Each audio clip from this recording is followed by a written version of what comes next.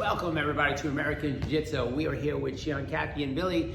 Today we're going to continue making some specific videos, some what I call training videos, so videos that we made in the past, the full-length videos, or more review videos. These videos are a little bit more specific on the technique, so you have a little bit more of the technicality, so a person who's not even in American Jiu-Jitsu can get a little more further down some knowledge. We're looking for a July 15th target date to reopen in phase 4, hopefully sooner. But we have prepared the dojo to make it safe and healthy for all of you, and whatever other protocols that we have to follow, we will.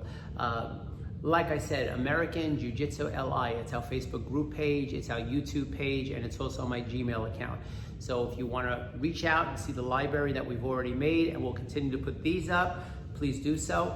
And if you want to reach out to me personally, use my Gmail account. ajjcenters.com is our website, and that'll give you all the Zoom codes. We do virtual training every day, 5 to 6 classes a day, 6 days a week, so you could have live interaction. And you should check those out because they're a chance to see all the students, and a chance to be together, and a chance to do what it is that we all love to do. So today we're going to work on a technique that segues into something later on, which we won't talk about right now. But when that person kind of gets in your face, and you never want to have a person put something in your face, and even when you defend yourself and your face is the next target. Because you got to remember something, that when a person puts something in your face, if you go to grab it and you miss, the next thing to be hit is going to be your face. So you'll notice with this technique how we move off to the side, very similar to what we would do in a gun situation, ... later on, all right? But we want to condition you to develop muscle memory that you don't allow somebody to stick something in your face when they're in a heated moment, that you got to constantly get your body off the line of attack. Always remember something, that when your body's in safe position and you're manipulating somebody's situation that's put upon you, at least the next thing won't be you. But if you keep your body there and you're trying to manipulate a joint in this case, and that person gets beyond your manipulation, the next thing is going to be you, and you're going to end up getting hurt. So, person comes up to us, they're being very demanding, we're putting our hands up in a defensive manner, but now the person kind of gets too close, and what we're going to do is, like I said, we're going to parry fan, and we're going to do what we call a jelly jar. Jelly jar is when we take the person's finger and we just turn it like we're opening a jelly bar, and literally we could start to take and snap the person's finger off. We don't have to. We can take the finger and bend it. A lot of people are very sensitive to when you bend their fingers. If a person is insensitive to when you bend their fingers and you end up breaking their finger, it could actually knock a person out because of the level of pain that's so intense. Or it could just be a setup for a knee strike or a strike to the face if the situation escalated into something different. Always remember that when we teach submission, it's because we feel we can do it. We're never going to do submission if we feel the person is pulling away or trying to get a little more violent. Then we're going to go a little bit more violent. We're going to go a little bit what we call combative. So this is when we feel pretty good, we're in control, and we just want to submit the person, control the situation, and not necessarily do too much damage. So call the yubidori, which just is another fancy word or a Japanese word for finger technique, and the jelly jar concept is how we turn our own hand to manipulate the pain and inflict the pain on the attacker. So here's what's happening. The person puts the finger in your face from here. Sean, Kathy, notice Sean Billy takes the attack or the pointing or the line of attack, and then from here does that jelly jaw type movement and can bring her right down to the ground. You might say, well, what if the person doesn't go right down to the ground? Okay, we're gonna go harder. But I have done this to the biggest of big and the strongest of strong. All right, people all have a certain level of pain, and that's okay. If for some reason we did this and the person didn't react, we could always strike. They would never, listen, when we draw a gun, we decide if we're gonna pull the trigger, if we're carrying. Just because you draw a weapon doesn't mean you're gonna pull the trigger. So when we do a submission, it's like we've drawn the weapon. We put the person in submission. If we gotta break the person's finger, that means we fired the first round. If we gotta punch him in the face, that means we're firing rounds. So when we do submission, it'd be exactly like we draw a gun. And what I mean by that is that we're telling a person, stop, halt, wait. And we're doing it with some type of submission or wrist manipulation. But if all of a sudden the situation turns ugly and we have to pull that trigger, we're ready for that. So that's the best way of making you understand what submission is all about. We are drawing a weapon and we can pull the trigger or not. It'll be our choice depending on how our level of confidence is and how we're handling a situation. Let's look at the next technique, which is called the haragatami, where a person comes up from behind us and they pull us. And now we're just going to go with that pull in a non-violent way, and we're just going to submit the person, what we call an arm bar and a neck crank.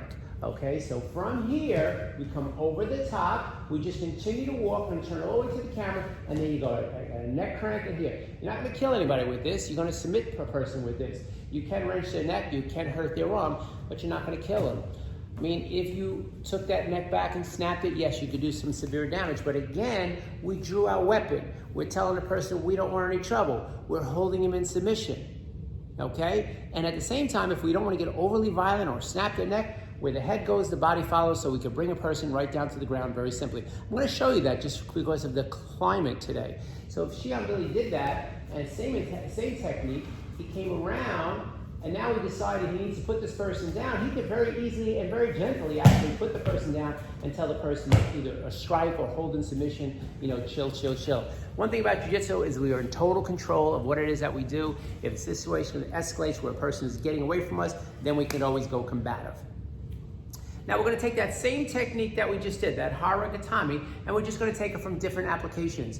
And these are what I call common street situations. A person sticking your finger in your face, a person grabbing your shoulder from the back. In this case, the person's grabbing your wrist and they're pulling you. We're just going to go with, and we're going to do that same exact technique that we just did. So on this cross fist grab, as the person goes and pushes from here, he's going to turn it up, and then from here, boom. Hold submission on the hand, as she turns it up.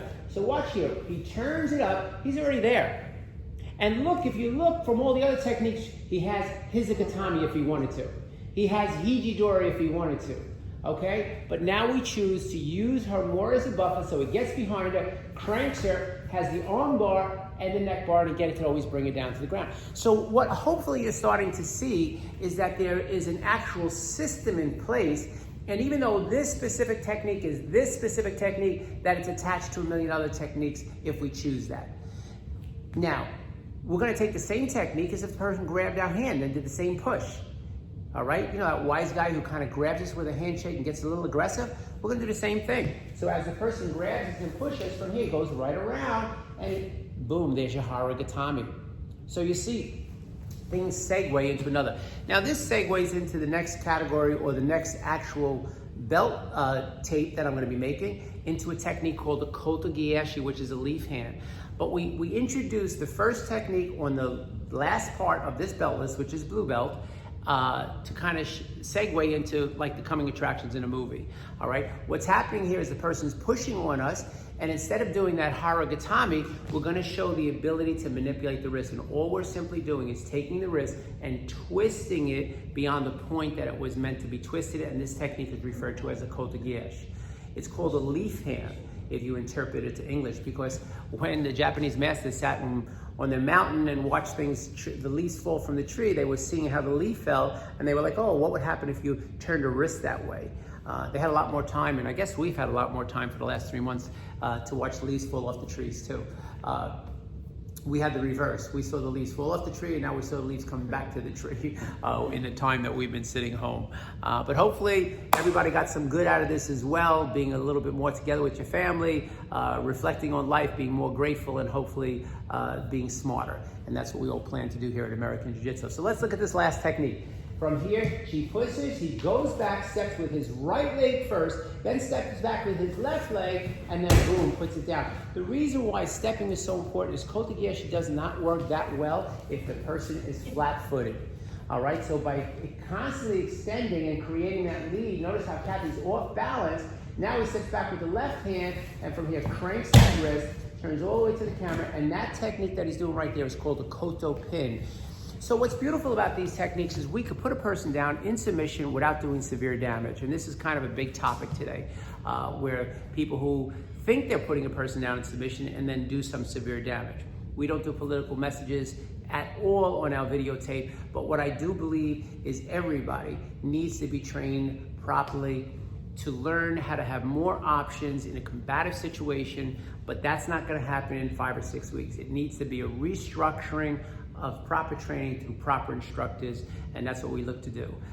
So today's Video is on what we call lifetime situations or common day situations, a person pointing at you, a person grabbing you, a person trying to shake your hands and being aggressive, a person coming from behind, and all these techniques are putting person into a submission. Always remember, submission is just like pulling a gun. We're showing our weapon. We don't necessarily want to have to use that weapon, but if we have to, we're just a click of the trigger away. So that's the best way to make people understand submission. We're not pulling a weapon and have no plan to use it. We're pulling a weapon with the hopes that we don't have to use it, and the submission is enough technique to get us through. American Jiu-Jitsu LI, it's our Facebook group page, it's our YouTube page, and it's our Gmail account. All right, AJJ Centers is our website to find out all our Zoom and virtual training. We hope you're staying healthy. We hope you're getting out a little bit. We hope you're keeping yourself protected, respecting people's boundaries. And hopefully July 15th is the date we're going to come back. We're hoping for phase 4. We're in phase 4 and our studio is ready. It's all been updated between safety codes and shields and mat spacing and seating and outside seating. We're ready. We're just waiting for you and waiting for the permission to do that. So we have a lot of contents here, so please continue to watch our videos. Any questions, email me at gmail.com. And meantime, just stay safe, people. Thank you so much for coming. Always appreciate you watching. Thank you, Kathy and Billy. Have a great day. Peace.